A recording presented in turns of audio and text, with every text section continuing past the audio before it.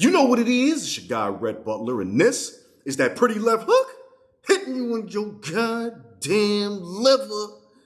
Hey, yo, undisputed.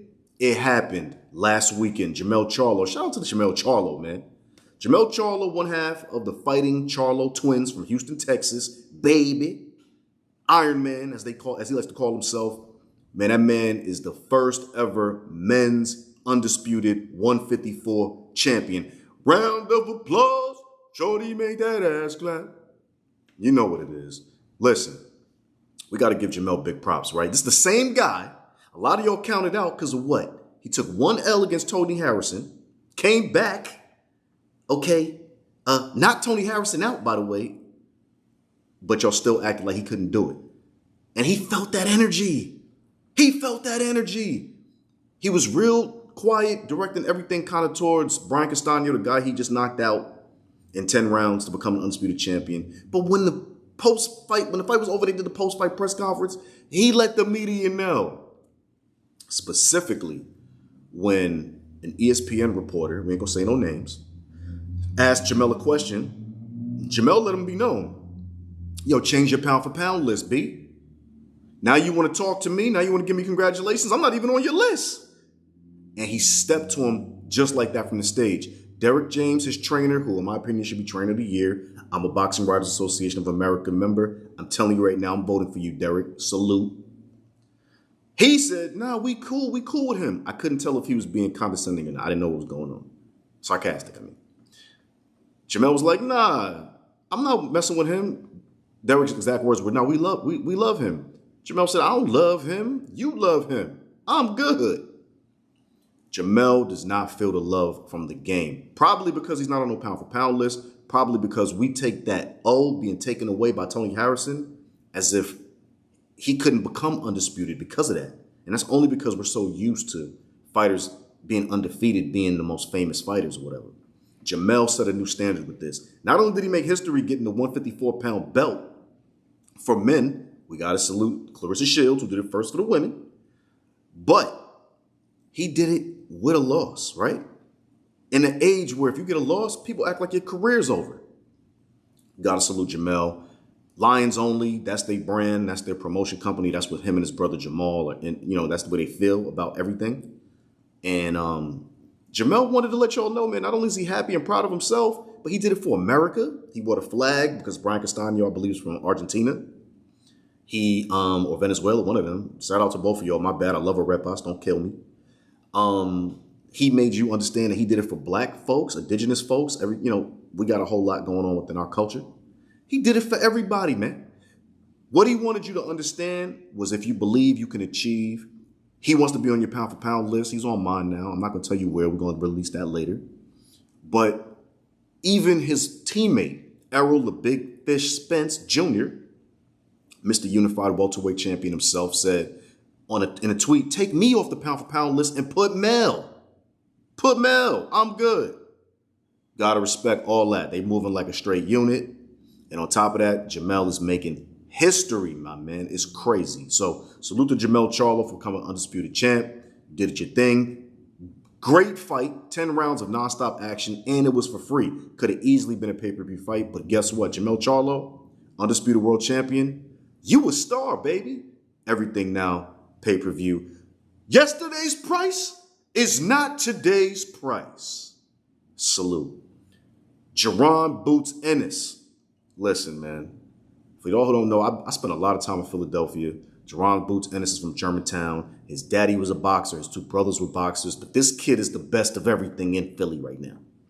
Okay? We talking about the same place that birthed Joe Frazier, the same place that birthed Bernard Hopkins. Shout out to B-Hop. That's the OGG.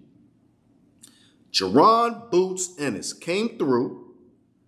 Second round, fresh on his Showtime deal. He was the co-main event of the Charlo fight against Brian Castaño. Second round, knocked out Custio Clayton.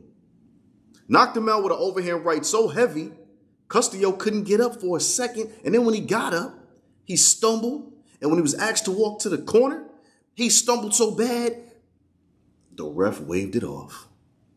Jaron Boots Ennis, the future of the welterweight division, in my opinion, And who was in the audience watching?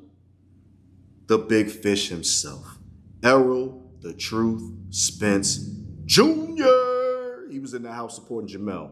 And what Boots said during the post-fight interview with Jim Gray, he said, oh, the big fish is here, I heard. It's time to go fishing. Yo, I like this kid for a few reasons, right? First of all, he's nice. Like, this kid is just naturally nice. But beyond the fact that he's nice, he's looking at the men and saying, it's time to go fishing. He's ready. Now, for those who don't understand what's going on right now in the welterweight division, Jaron Boots Ennis defeating Custio Clayton, that was an IBF title eliminator. So now, for Spence's IBF title, Jaron Boots Ennis is the mandatory. However, let's not forget, Errol Spence has 2 other belts. Terrence Crawford has the 1 belt. Errol Spence doesn't have the WBO. But Spence has the WBC, WBA, and IBF. Yet again, another potential undisputed championship could be coming in our midst in the money-weight division. If you don't understand, since Floyd Mayweather made the welterweight division the division where the cash is at, we call it the money-weight division. I believe that Jaron Boots Ennis will not get Terrence Crawford. I think they're going to pay Jaron Boots Ennis a step-aside fee to let him fight Terrence Crawford. I think that fight's going to happen. I think either Crawford or Spence will go lower on their income level to make this happen. I think that's where we at with this. They know the point they are in their life. Or Terrence will do enough like he's been doing, talking trash on Twitter, for the interest to be higher to justify whatever the money's going to look like, right? So, with that being said, Jaron Boots Ennis still needs a good challenge in between.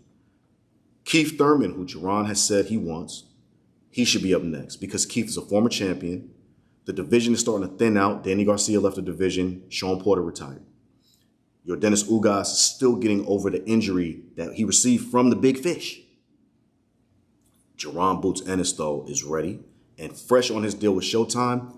They have the clout to make one of these guys do it. Not saying they have to do it, but Jaron signed directly to Showtime. They believe in this kid. They think he's going to be the next pay-per-view star in the future. You know, he's like low-key Gervonta with the way he's moving.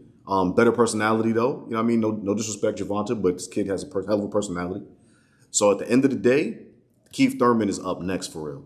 And I'm going to tell you like this. Keith Thurman don't get past Jaron Boots Ennis. It's a major statement. It's a major statement. But again, this kid is 29 and 0. You know what I mean? He's young, but he's 29 and 0. He ain't new to this. He's true to this. You understand what I'm saying? Hopefully, after whoever wins from Errol Spence and Terrence Crawford, hopefully they won't leave the division and go up.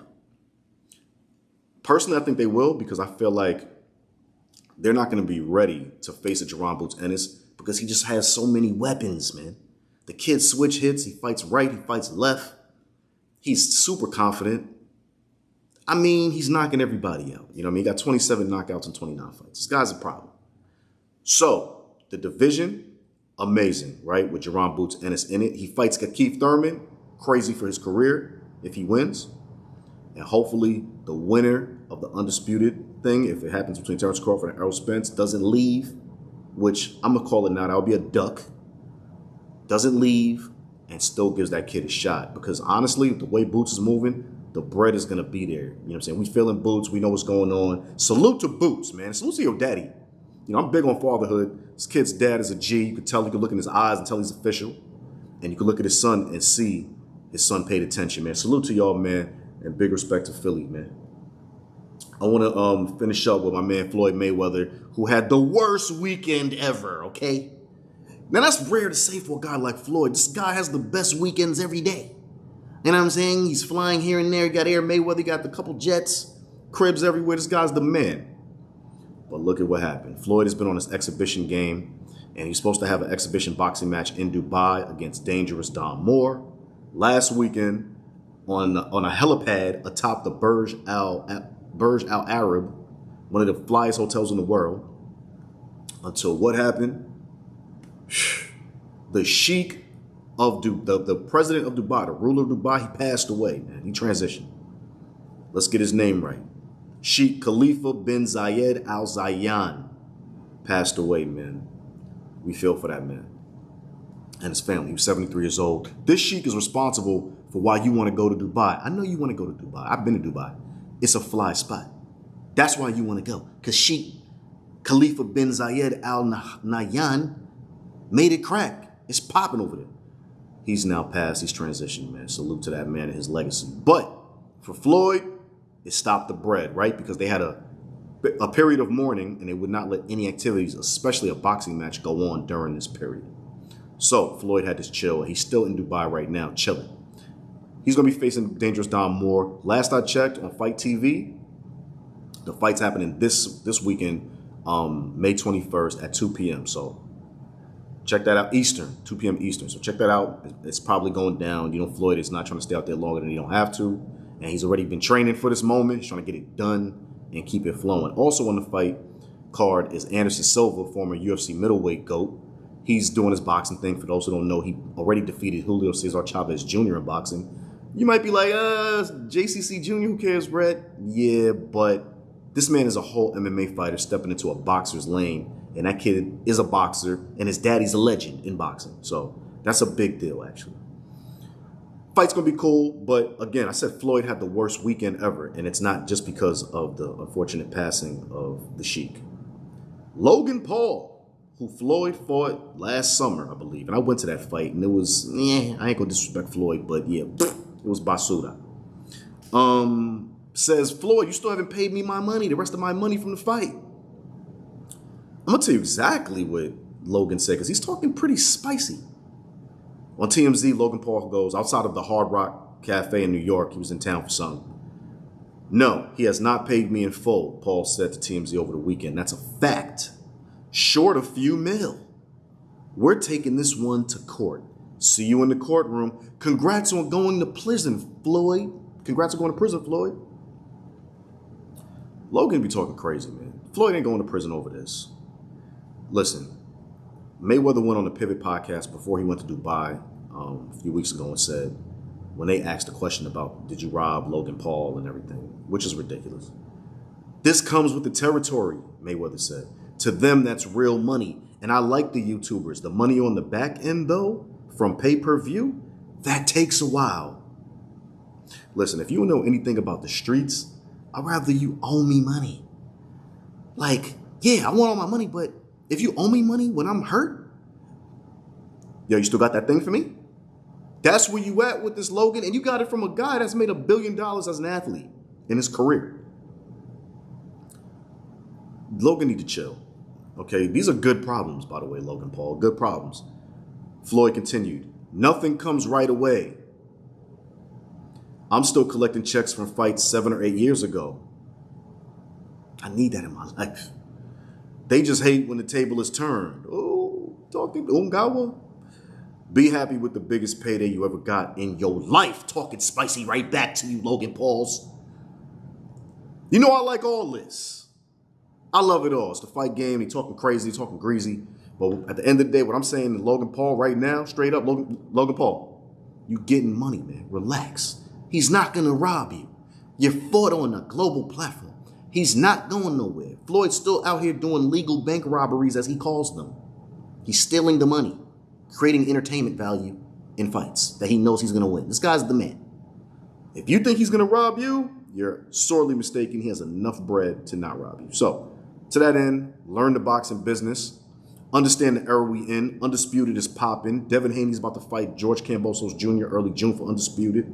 Terrence Crawford and Errol Spence talking heck of trash on Twitter, trying to put that together for Undisputed at 147. And me, I'm loving it all. Shout out to Clarissa Shields, who I hope gets Savannah Marshall to be Undisputed at female middleweight. And of course, Katie Taylor and Amanda Serrano for that amazing performance in Madison Square Garden, where Katie Taylor retained her Undisputed championship. My name is Rhett Butler. You can follow me at Pretty Left Hook. You know what we do. Polarizing combat content. Shout out to the big homie LeVar Arrington, Up on Game Presents Network. Check out all those shows, and salute to the big homie Vito. You know what it is. It's your guy, Rhett Butler, and this was that Pretty Left Hook, and we just hit you in your goddamn liver. Ha! Got him. Peace.